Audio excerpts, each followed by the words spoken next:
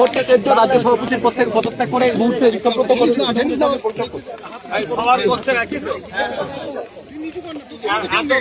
এতদিন মমতা ব্যানার্জি তৃণমূলে হাঁড়িতে মধু ছিল, তো ওখানে বসেছিল। এখন মমতা ব্যানার্জি তৃণমূলের হাঁড়িতে মধু নাই, সেটা ছাড়তে হবে। এর থেকে আবার পরিষ্কার কি হতে পারে? তিনি বলছেন আদর্শহীন মানুষ মৃত মানুষের নাই। আদর্শ আছে সারা ভারতবর্ষের অঙ্গরাজ্যে। সেই তার সময় একটা মহিলা অর্থমন্ত্রী ছিল না, তখন মমতা ব্যানার্জি যিনি অর্থমন্ত্রী না মানে অর্থনীতিবিদ না হওয়ার পরও একজন আইনজীবীকে অর্থমন্ত্রীর চেয়ারে বসিয়েছিলেন। আমি মমতা ব্যানার্জির চরম বিরোধী, তার আমি চরম সমালোচনা করি, কিন্তু তার কাছ থেকে যারা প্রিভিলেজ নিয়ে আজকে এইগুলো তার সাথে আচরণ করছে, তারা আমার নজরে আদর্শচ্যুত আদর্শহীন। তিনি বলছেন যে তিনি একেবারে যেদিনকে মানে বাজেট পেশ হতো সেই সকাল পর্যন্ত তার কাছে কোনো খবর থাকতো না, তিনি খালি বাজেট পেশ করতেন।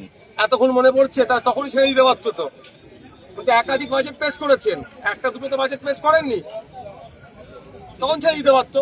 ও ক্ষমতা হস্তান্তর হওয়ার পরে মনে পড়ছে কথাগুলো না, তাকে ফাংশনিং করতে দিত না, তিনি নাম কাওয়াস্তে মন্ত্রী ছিলেন, এসবগুলো এখন মনে পড়ছে ফায়দা নেওয়ার জন্য।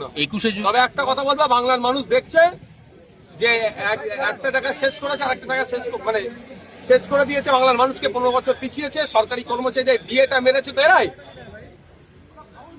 একটা বিষয় সেটা হচ্ছে যে মমতা বন্দ্যোপাধ্যায়ের বুমগুলো একটু নামাও না সবাই, এমন ভাবে ক্যামেরাগুলো এলসিডিগুলো রয়েছে না।